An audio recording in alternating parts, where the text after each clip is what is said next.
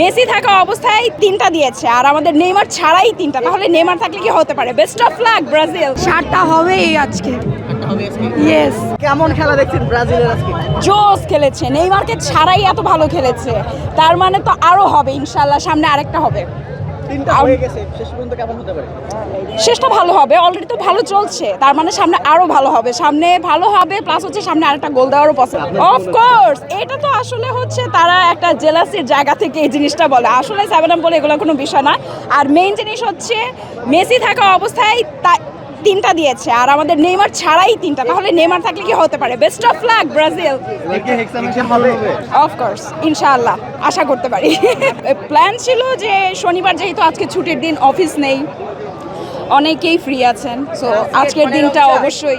Argentine ফ্যানও এসেছে খেলা দেখতে, আসলে তারা তো অবশ্যই তারা হচ্ছে ওই যে 3-এর হ্যাট্রিক নিয়ে চেয়েছিল আজকে খেলা দেখবে, সবাইকে খেপাবে, অনেকের দেখা যায় ফেসবুকে ইনবক্সে হচ্ছে বিরক্ত করে, সেটার মুখ আজকে অলরেডি বন্ধ হয়ে গেছে।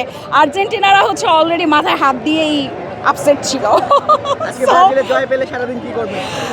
পার্টি হবে, যেহেতু আজকে ছুটির দিন, সারাদিন পার্টি হবে, এনজয় হবে ফ্রেন্ড সার্কেল নিয়ে, মজা করবো। Thank you. আমরা উইন হব, আরো ভালো হবে ম্যাচটা। আজকে 7টা হবে। 7টা হবেই আজকে।